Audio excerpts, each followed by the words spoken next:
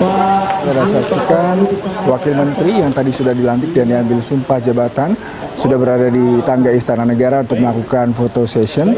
Seperti tadi diungkapkan oleh rekan saya Tika Baromo, nanti pemotretan ini dilakukan sebagai agenda yang biasa dilakukan usai pelantikan dan pengambilan sumpah.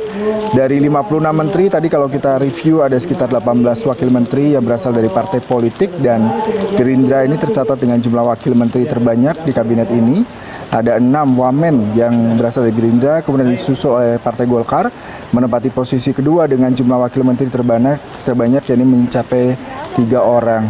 Nah, tadi juga sedikit kita bisa review terkait dengan kementerian apa saja memiliki wakil menteri lebih dari satu, yaitu Kementerian Keuangan, kemudian Kementerian Badan Usaha Milik Negara atau BUMN, Kementerian Pendidikan Dasar dan Menengah, Kementerian Luar Negeri, dan Kementerian Komunikasi dan Informatika. Ini beberapa kementerian yang memang memiliki lebih dari 2 orang menteri karena memang diharapkan kompleksitas dari problem dan permasalahan yang harus dilakukan dan diselesaikan membutuhkan sumber daya menteri dan juga wakil menteri yang mumpuni sehingga bisa menyelesaikan target, terutama Kementerian Perekonomian dan Keuangan, di mana Presiden Prabowo menjanjikan untuk pertumbuhan ekonomi mencapai 8% dalam kurun waktu 2024 hingga 2029. Kemudian kalau Kementerian Pendidikan sendiri juga ada beberapa pemecahan dari Kementerian Dasar untuk pendidikan dasar, kemudian menengah hingga perguruan tinggi, sehingga juga menterinya sendiri juga dibutuhkan lebih dari satu untuk menjembatani kebutuhan pertumbuhan dunia pendidikan dan problematika dalam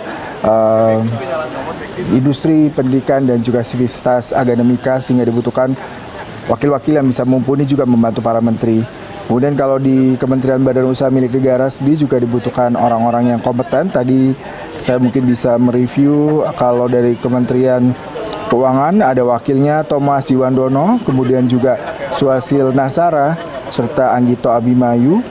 Sedangkan kalau kita lihat dari kementerian yang lain, BUMN, ini ada 3 wakil menterinya, dari Kartiko Wirjoatmojo, kemudian Aminuddin Ma'ruf, dan Doni Oskaria. Sementara kalau Kementerian Luar Negeri juga salah satu kementerian yang memiliki 3 orang wakil menteri.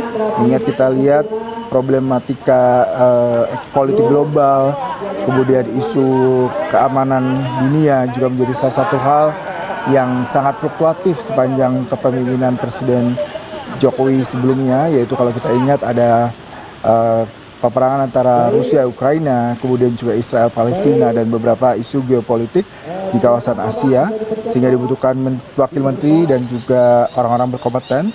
Kalau untuk wakil menteri dari luar negeri ada Muhammad Anies Mata, kemudian Armanata Kristiana Nazir, serta Arif Hafaz Ogroseno.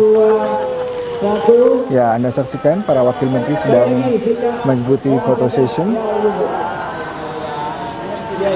Tadi Tika juga mengatakan belum sempat berbincang dengan wakil menteri yang memang sudah dilantik dan diambil sumpah jabatan. Tadi menarik juga Tika memberikan sedikit elaborasi terkait dengan Mayor Teddy yang ditunjuk sebagai Sekap dalam kabinet Merah Putih kali ini, mengenai susunan tugas, tanggung jawab, dan syarat teknisnya seperti apa belum bisa secara eksplisit dijelaskan oleh bagian komunikasi dari kepresidenan terkait dengan hal ini. Mohon izin Bapak, bisa nanti mengarah ke kantor Presiden untuk tanda tangan BAP Bapak. Tanda tangan BAP di kantor Presiden yang semalam kita pendataan.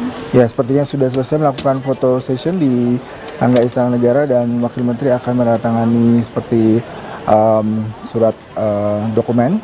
Untuk selanjutnya mereka akan kembali ke kantor kementerian masing-masing dan sepertinya akan segera bertugas. Tapi kalau kita lihat timelinenya, nanti akan ada rapat sidang dengan para menteri dan wakil menteri pada Rabu mendatang, dan pada tanggal 25 nanti mereka juga akan mengikuti pembekalan di Magelang, Jawa Tengah.